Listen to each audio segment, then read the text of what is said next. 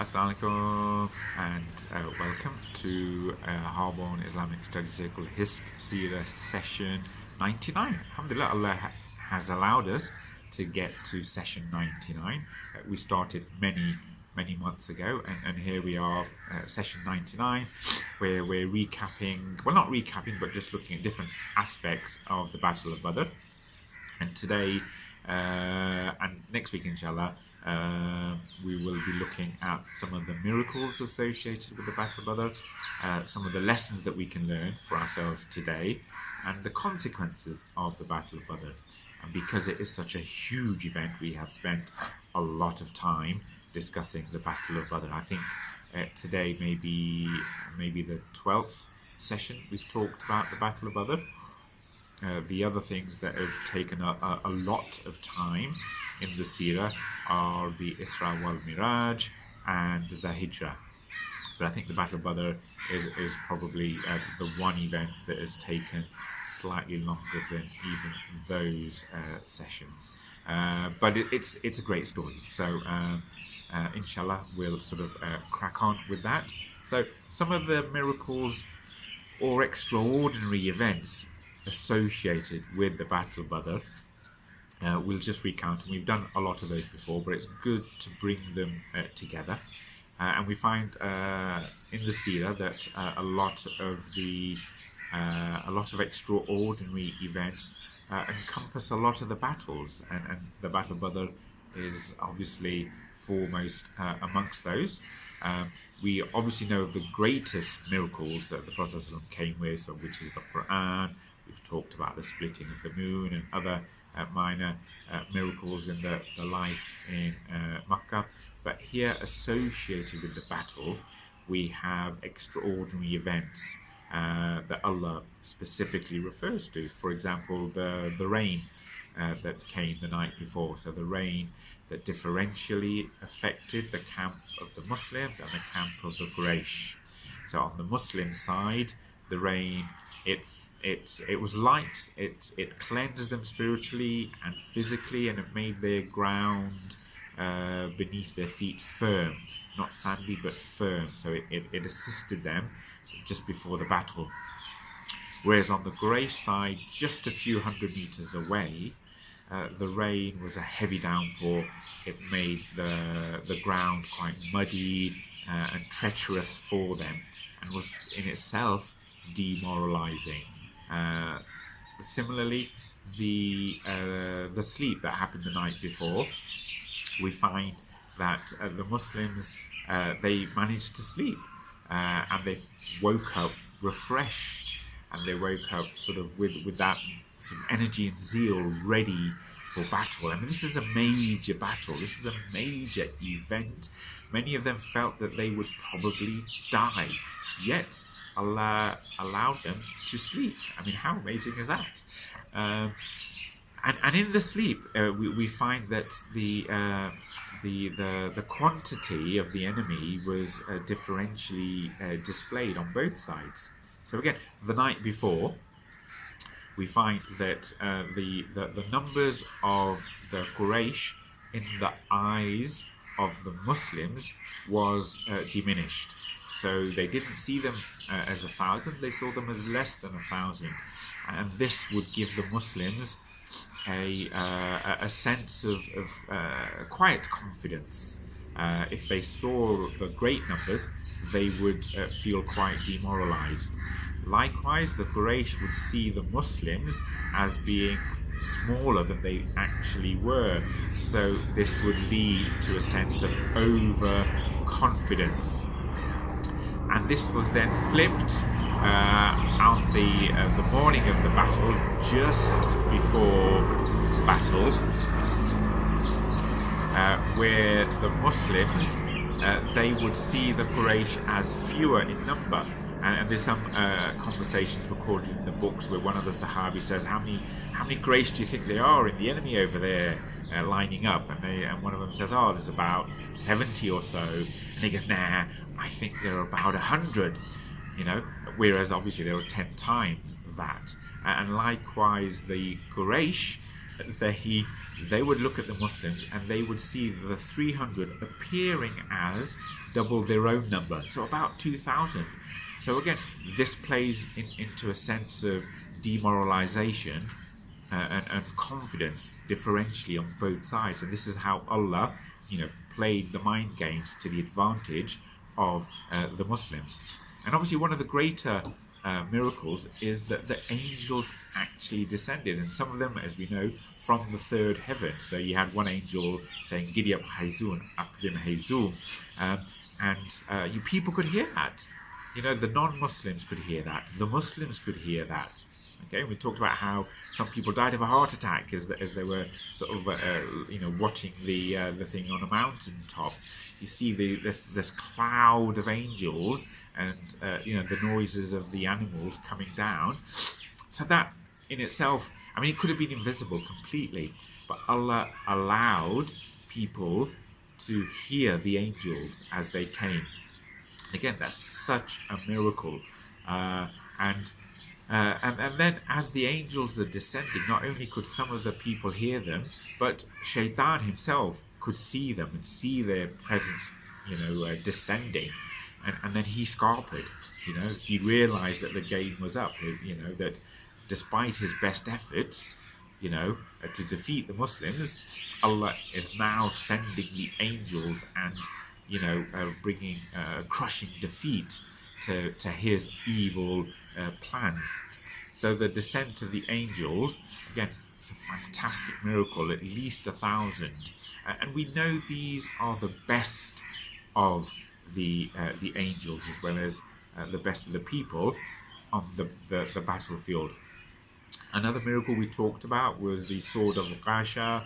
His sword broke. Prophet gave him a wooden stick to go fight with, and he went off into the battle to fight with a stick against the well equipped and armored Quraysh. Yet when he lifted up this wooden stick, it became miraculously a sword in his hand. And another story that I forgot to mention was the eye of Qatada. And Qatada, one of the fierce warriors, his eye had popped out. I can't remember if it was the left or the right, but his eye had popped out, and it was dangling by the optic nerve. And he came to the Prophet ﷺ, and some of the Sahabi said that they would cut it. And obviously he can then replace it with a glass eye. But he came to the Prophet ﷺ. The Prophet said, "No, come over here." Qatada came to the Prophet ﷺ. Prophet ﷺ, licked the eye, cleaned it, and then popped it back in the socket. And Qatada said that, any problem he had with his vision, it had cleared up, and the eye that had come out was now his stronger eye, until the day he died. So again, that's a miracle associated with the battle. Also, the fact that the imams of Kufr, they were all killed. So these were the leaders. These were the elite of the enemies of the Prophet and Allah, and they were all killed. And not only that, they were killed exactly where it was prophesied on the morning of the battle, where they would die. The Prophet, he took the Sahabi and said, "This is where so-and-so will die. This is where so-and-so will die." And that is the exact spot where each of them were killed. And again, another prophecy of the Prophet of Umayyah bin Khalaf, who Sa'd bin Mu'adh many months before had prophesied to Umayyah that the Prophet, he'd heard the Prophet saying that he would kill Umayyah, when he was, outside of Makkah. And Umayyah knew this was going to happen, so he vowed he would never leave Makkah. Yet he was enticed to leave, and the prophecy was fulfilled. Despite him trying to buy his freedom from Abdurrahman bin Auf on the battlefield, it was Bilal who shouted, and Umayyah was killed on the battlefield. And not just that, the divine justice that he used to torture Bilal on the rocks in the desert. Now he is killed, and his body was left on the rocks on the battlefield, and burning rocks were placed on top of him as his own shallow grave. He wasn't there thrown. He was the only one who wasn't thrown into the well. So again, the elite were killed in the Battle of Badr, and that in itself is a major event, right? Not only that there was a huge defeat, but the leaders of the kuffar, the enemies of the Prophet, these were drawn out of Makkah to the battlefield, and they were all killed in that place. And then again, a couple of other miracles where the Prophet he knew of Abbas and the conversation he had with Fadl, and where they where he buried his secret stash of wealth, and the assassination plot that Umair and Safwan had plotted to kill the Prophet that was again told to the Prophet. That's a miracle. There's no other way he would have found out about that information. And again, a huge event. 313 or so lightly armed, ill-trained, Muslims facing a proper army of 1,000 or so, well-equipped, well-armed Muslims. And then the tables turned just like that. And then finally, the story of the souls in the well, where the Prophet ﷺ, he is taunting the dead, these 70 people that were cast into the well. He's taunting them. Has your promise been true? Because verily Allah has kept His promise to me. And Umar ibn al-Khattab saying to us, look, these guys, it's 3 days later, their bodies are decomposing. Can their souls really hear you? And the Prophet says, yes, Allah has allowed their souls to hear this conversation, just as you can hear this conversation. Again, that in itself is a specific miracle. So, looking at some of the lessons from the Battle of Badr, So some of the lessons that we have from the Battle of Badr. So we find that the status of the high status of both the fighters and the angels that we talked about. Those who attended Badr, they are known to be the elite of the elite. Okay, so there is a ranking of angels, there is a ranking of the Muslims, and those who participated in Badr, they are up there amongst the top. Bukhari, and other, chroniclers of Hadith and Seerah, they devote specific, chapters to go through the list of those who attended Badr and those who were shaheed at Badr. Because obviously those who were shaheed at Badr, they are of a particular rank as well, because not only did they attend Badr, they were shaheed in Badr. So the high status of those people in the Battle of Badr, that's an important lesson. And also the fact that, to highlight this, there was an incident that happened much later on. I think it was near the conquest of Makkah, where one of the Muslims, he sent a secret letter to the Quraysh, warning them that the Muslims will come and invade and conquer Makkah. That letter was obviously intercepted, and that person was brought to the Prophet ﷺ. And Umar ibn al-Khattab said, let me chop his head off for hypocrisy. And the Prophet said, no, he's not don't chop his head off. He's not a hypocrite. And Umar said, well, let me chop his head off because he committed a crime, which is of treason. Again, both of these things were punishable. And then Prophet said to Umar, no, because it may be that Allah has looked graciously at the people of Badr, and He said to them, do what you will, because I have now forgiven you all your sins, right? Current and future, right? So this is the status of the people of Badr, where Allah said, look, do whatever you please. You were on the battlefield of Badr. Anything that you do, it's forgiven after that. Another lesson is that victory is only from Allah. I mean, Allah never praised the Muslims for this victory on Badr. He didn't want the Muslims to have any false pride amongst the fighters that it was because of their effort that they were victorious. No, Allah subhanahu wa ta'ala gave credit only to Himself, because only Allah was the one who secured the victory. Okay, so victory is from Allah. That's a lesson we must learn, that we should never praise ourselves for things that Allah is bounteous for in our lives. So things that He gives us as barakah, as blessings, we should thank Him. And it's not something we should attribute ourselves for these blessings.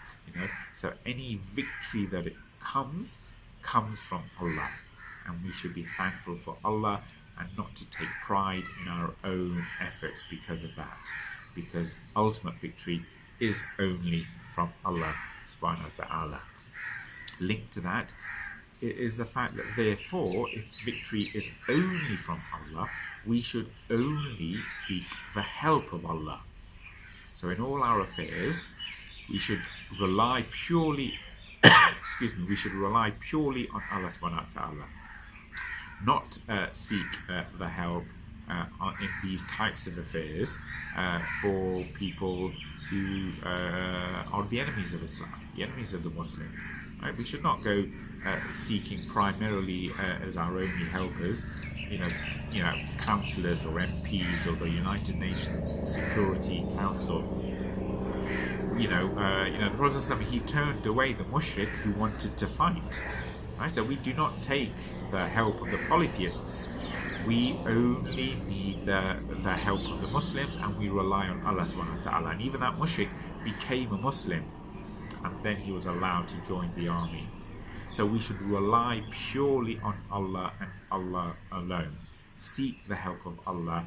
That is where victory comes from. And then related to that is the fact that we should be loyal to Allah and the Prophet ﷺ alone. Our loyalty is purely for the sake of Allah. For example, Musab ibn Umair, he dissociated himself from his own blood brother, and he said, look, these Ansar who are holding you captive are more my brothers than you are, because of the bond of Islam. So our loyalty is to Allah.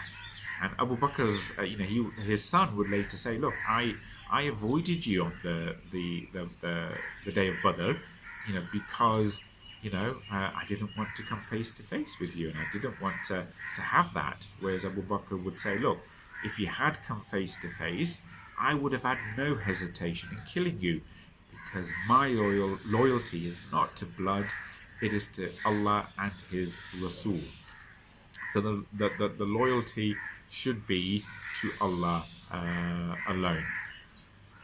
And again, the related concept is around TawakulAllah, okay? Trust in Allah, seeking assistance from Allah. Again, it's a case of doing the utmost we can in our preparation. So you do what you can in order to prepare for what is in front of you. Once you've done your utmost, you've prepared the army, you've done the intel, you've done the scouting, You've lined the army as much as you can. You've given them the talk. You've explained the importance of everything. Then you turn to Allah and ask for Allah's help and assistance. So you do what you can of worldly means, and then you put your trust in Allah. So it's not a question of the default is you start praying. No, the default is you do what you can, what is in your power, and then you rely upon Allah. So the effort is important, and you do not purely rely on Allah saying, right, I'm a chosen person, therefore Allah will, has to help me out. No, you do what you can. You prepare, and then you ask for Allah's support in seeing you through that. Okay, and it is that sense of then putting the matter in Allah's hands. So that is TawakulAllah. That is the reliance on Allah. That is putting the trust in Allah. That is tying up your camel and putting your trust in Allah. So again, that is an important lesson from how the Prophet ﷺ prepared the army for victory, and only then Allah would give him victory once he'd done the utmost that he could. As a messenger of Allah, he did everything that was physically required and possible in those circumstances, and then he made dua, sincere dua for Allah's help and assistance. And again, linked to that, then you've got the proper exhibition of the leadership, the great leadership of the Prophet ﷺ. So many lessons we can learn from that he is there as head of state. He's there as the army general, taking personal command and leadership in this really difficult time. He didn't stand back. He didn't, convey, his orders from a protected outpost and headquarters and let everyone else do the fighting. No, he had his headquarters, but he would be there fighting on the front line. He was there making sure the army was lined up. He was giving them, counsel on how to fight. Okay, save your arrows until they are close. So he is there as being one of the army, as being on the front. He knows the people in the army.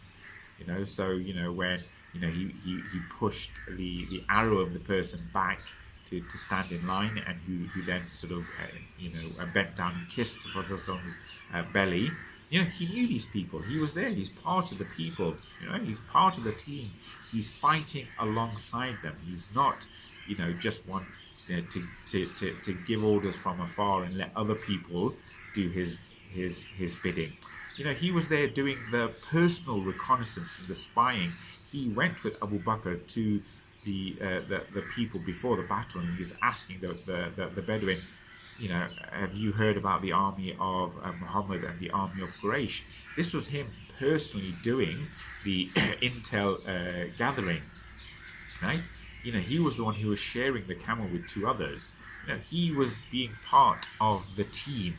So he's there showing how to lead. This is great leadership. This is how we should ourselves, if we want to take leadership, this is how we should exhibit that leadership. And linked to that is this the importance of good intelligence. The Prophet ﷺ, he is there showing this good intelligence, right? Not just the Bedouin at the well, and how careful the Prophet ﷺ was. When he would talk in double meaning, double speak, where he would say, "We are from water." So again, he's just being really careful about this. And then, even before all of this started, he set up his Department of Intelligence, his internal affairs department, of which there is the intelligence department, and they're the people who told him about the Nakhla caravan that he dispatched a few weeks beforehand, and that's where they took the first booty, and they took the captives, and that caused a big fuss around how the Muslims, how dare they break the sanctity of the war. But he had his own intelligence people gathering the intelligence of these caravans. He knew about Abu Sufyan's caravan, so on the way when it left left Mecca, he knew it was coming, right? And then he went to intercept it, but it had already gone. And then he knew when it was coming back. So again, he had his intelligence people out there scouting the territory, and when he knew it was coming back, it was quickly, let's go now, and then let's try and cut it off, and we'll meet it at Badr. So again, and he knew how big the caravan was: 1,000 camels, 50,000 gold dinar. Okay, so he was gathering all this intelligence. He was taking the right precautions, and the other important thing is, as well as having all these state structures as part of his network, right, as head of state, he was then in a position of strength to initiate the attack to Abu Sufyan's caravan. So it was under his conditions almost. So he was the one who initiated the attack on the caravan. Obviously, it didn't pan out that way. He didn't get the caravan. He got the bigger prize, which was the heads of the enemies of Allah. But again, it's doing the right preparatory work. Also linked to that preparatory work is having the advice of the technical experts, right? When it's to do with non-Sharia related matters, so he took the advice and he acted upon that as technical advice, right? Where to camp on the battlefield, before or in front of the wells of Badr. So he took the advice, and he changed his course because it was the right technical advice. And we need to learn when it's important for the right technical advice on issues of mubah, we need to follow those. Whereas if it's advice with regards to the Sharia, we don't have the luxury of choosing. We have to follow the strongest opinion. So again, there you got the expert saying, is this wahi or is this your personal opinion about where to camp? So again, the lesson there is the sincerity in asking questions, how the etiquettes of asking a question, but also the sincerity. So if this is wahi, I'm going to listen to it. But if it's not, if it's your personal opinion, then I've got something to say. So completely, it's not shopping around for the right what you want to hear. This is being sincere in how you ask questions. Too many of us today, they have a preconceived view of how they want to live, what answer they want. Therefore, they will only ask questions when they know when they are expecting a certain answer. And if they're expecting a difficult answer, they're not going to ask the question. So there are etiquettes and sincerity in how we ask questions. And so linked to that is having the right leadership. So corrupt leadership will lead to destruction. Okay, so we need to choose our leaders wisely, and we need to choose why we follow the people we are following. Okay, so the Muslims obviously following the Prophet ﷺ with all sincerity, and the Quraysh following their corrupt leadership for corrupt reasons. Okay, so we need to learn why we are following the people we are following. We need to look beyond the bombast of people. We need to look beyond the big parties people throw. We need to look beyond the numbers of friends or followers that these people have. We need to look beyond the bling, the houses, the cars, the status. We need to look beyond that. We need to look at the right values that our leadership has. The Muslims have the right leadership and the values. A lot of the people today have the wrong values, and they have followers based on those values.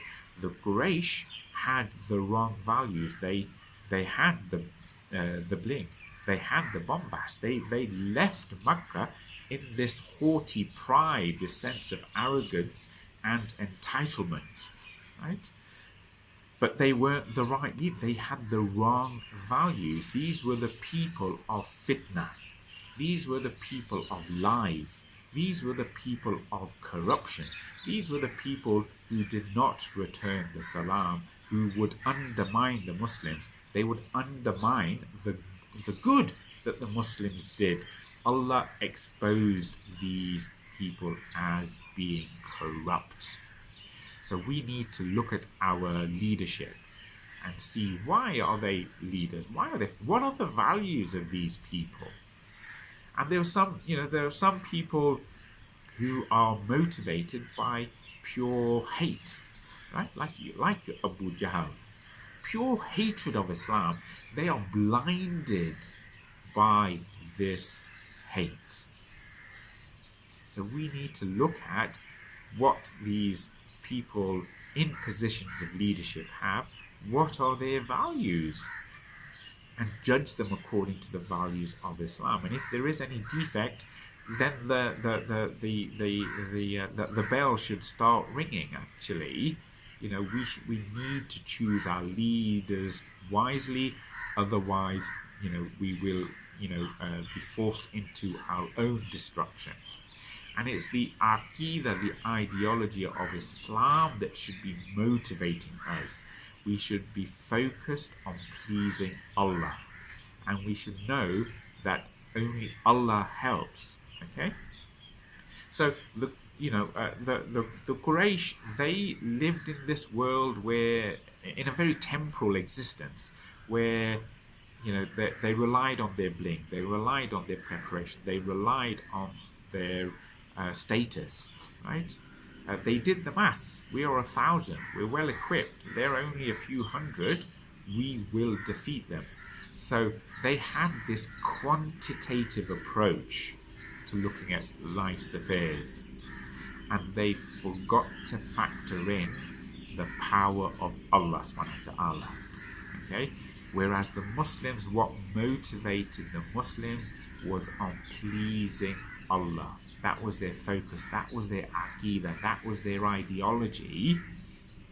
And that was their motivation. And that motivation was the thing which essentially was great for them, that turned things in their favor. And obviously, if the Aqeeda of Islam is one that is explained properly, people will follow that. If we're not prejudiced, if people are not prejudiced by the evils of the misinformation against Islam, if people sincerely discuss Islam, they will see it's natural they will see its benefits. It's natural they will see Islam for the benefits that it has, and its superiority over other views and opinions. Especially when they see Islam in action, both at a personal level and at a state level. Okay, where you've got Islam being implemented, right? The prisoners of war could see that, not just is it in theory, but in action, in the personal beliefs, but at a society level. When Islam is implemented, look at the benefits of Islam. So there's so many lessons around leadership, around implementing Islam, around good leadership and bad leadership, and the importance of sticking to Islam. And linked to that, we see the importance of the pledge of Aqaba. And the Ansar and the way that they understood their duties and their pledge and their relationship to the Prophet ﷺ. The previous platoons that had been sent, they were essentially virtually all of Muhajir, of the people who from Makkah who did Hijrah. This was a new situation where you had the Ansar now in a position on the battlefield, but this was over and above what they had technically pledged the Prophet at the second pledge of Aqaba, the pledge of war, the pledge of fighting, not the pledge of women, the pledge of Nisa the year before. The second pledge, they would defend the Prophet as one of their own. They stuck to that. The Prophet he knew that, but he didn't want to push them beyond that. So he needed to get them to say from their own lips that they will defend the Prophet beyond what they'd already pledged. So just think about how huge that was. They know that they're outnumbered. The Prophet he's not relying on that. He will still fight with just the 60, 70 odd Muhajir that had come out with him on the day to fight the caravan. But now when it's war, he seeks their assurance that actually now they are ready for it as a battle beyond what they'd already promised. Okay. So again, we see the benefits or the lessons with regards to that for us today, sticking to our pledge and being clear on our obligations. So again, huge things we can learn from that. Related to the fighting is obviously the soldiers of Allah. Now the soldiers of Allah are manifest, and Allah talks about the soldiers of Allah a lot in the Qur'an. And here we have the different types of the soldiers of Allah. So not just the physical people who are fighting in the cause of Allah, like the angels who came down at least from the third heaven. Okay, so here you've got people who are fighting on the battlefield as literal, physical or metaphysical soldiers of Allah. But also you've got other people who help and assist the cause of Allah, who are soldiers of Allah. Like we talked about the rain and the sleep, bringing the tranquility and the stability to the Muslims. Okay, you have fear in the hearts of the Quraysh. This is a soldier of Allah, where fear is cast into the hearts of the Quraysh, and they really panic on the battlefield when they see the numbers of the Muslims, when they see the angels or they hear the angels coming. Fear, grips them in their hearts. This is one of the soldiers of Allah. And also, again, almost counterintuitively, some of the soldiers of Allah are people like Abu Jahl and the Shaitan, because these people are doing Allah's bidding. Okay, Abu Jahl and Shaitan, they are doing Allah's bidding. It is Allah's plan that the armies meet on the 17th of Ramadan on the battlefield at Badr. This is the plan. And it is only because of the insistence on Shaitan, who metamorphosizes and physically shape-shifts and is visible to the Quraysh, and he turns up as Suraqah bin Malik, right, giving his personal guarantee. He turns up and he's giving his personal assurance, right? So he is there rallying the people to fight to the death, to put an end to the army of the Muslims once and for all. And you got Abu Jahl at each twist and turn, even when a quarter of the army defect when they realize the caravan of Abu Sufyan is safe, right? Abu Jahl, he is the one who insists that they carry on and they fight. They carry on and they fight. They carry on, they fight. They go to the battlefield. They camp. And even if there's no fighting, they'll drink, and they'll party. But he is the one who's taking them to fight. Okay? He is the one who is pushing them along. Right? He is the one who is doing the counter propaganda to Utbah ibn Abiyah on the morning of the battlefield to make sure that they avenge al-Hadrami from the Battle of Nakhla, right? Unwittingly, these people are doing Allah's bidding. So Abu Jahl and Shaitan, these are the soldiers of Allah, right? Because they make sure the battle happens. And the outcome that has been determined is the outcome that happens. So these are themselves the soldiers of Allah.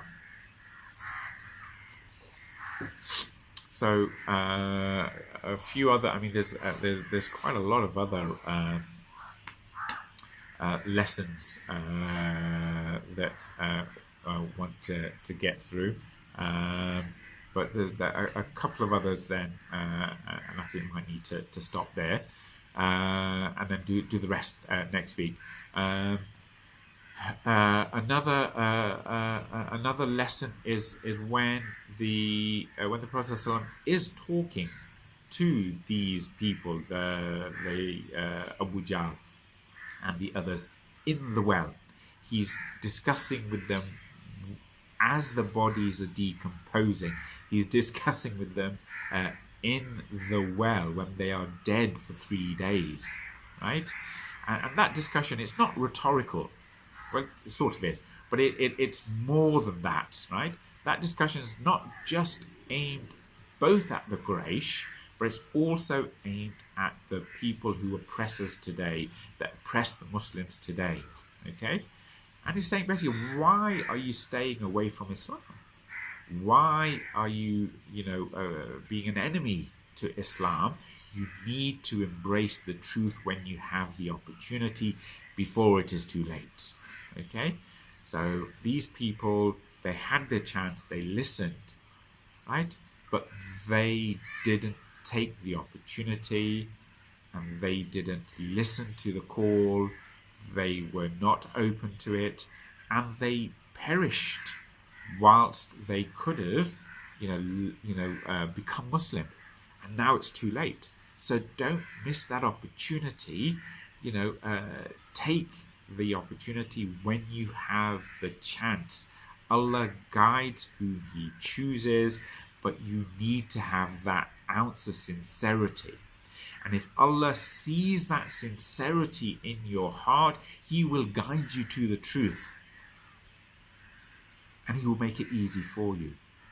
But if you have no sincerity, if your heart is blackened, right, then Allah will, take that opportunity away from you, right? And that is really important. And again, I'll finish on this sort of aspect or two, which are actually quite important if we sit and think about it. And this is another verse that's not in Surah Al-Anfal. This is in Surah Nisa, where Allah actually talks, and it's said it's related specifically to the Battle of Badr. So again, in translation, verse 97 of Surah Nisa, indeed, those whom the angels take in death whilst wronging themselves, the angels will say to them, in what condition were you? They will say, we were oppressed in the land. And the angels will say to them, Was not the earth of Allah spacious enough for you to emigrate therein? For those, their refuge is hell, and an evil destination that is. Okay, so it's narrated that this verse was partly related or attributed to some of the sons of the noble Quraysh who were forced to fight the Battle of Badr. So these are some youngsters, some youth, okay, who probably felt it was trendy to be a Muslim in Makkah, whether through an act of sincerity or rebellion or just a fad or just something to be different or to get back at their parents. These are some youngsters who said that they were Muslim, okay, who did not do the hijrah. So they claimed to be Muslim. I mean, these were these were sons of some of the nobles. So you've got Ali bin Umayyah bin Khalaf. You've got Abu Qais bin Walid bin Mughira. You've got Abu Qais bin Faqa. You've got Al-Harith bin Zama. You've got Al-As bin Munabbah. So these were the sons of the top noble people. They claimed to be Muslims. They came on to the day of Badr. They were part of the army. They swelled the ranks of the Quraysh, right, on the battle of the day of the Battle of the Badr. They were called to duty. They were part of the army. They claimed to be Muslims, and all of them died on the battlefield. Ibn Hisham says all of these died. But their Islam did not benefit them. The angels asked them, and this is the tafsir in Ibn Kathir's tafsir. The angels asked them, look, the angels found them wronging themselves, and the angels would say, well, what condition were you in? They said, look, we were oppressed in the land, in Makkah, we were oppressed. And the angels said, look, wasn't the earth wide enough for you? You should have done hijrah, right? For you will be in hell. So these people who claim to be Muslims, but they found it too difficult. They found the sacrifice too much to bear. They were just too spoiled as children, right? Their Islam, according to Ibn Hisham, did not benefit them. We need to be serious about our Islam. It's not, being a Muslim is not a part-time affair. We do not do what is convenient. We don't do things just for the show, just to show people in public, just to pretend to be Muslims because it's trendy, or to put ourselves as being the latest in Islam without making the real sacrifices.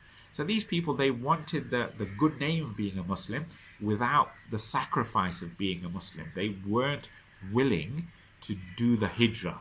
They weren't willing to suffer financial hardship for Islam, to give up their mortgages, to make peace with their families, to make peace with the people that they've upset or corrupted, right? They didn't want this real sacrifice. They just wanted to go along for the ride.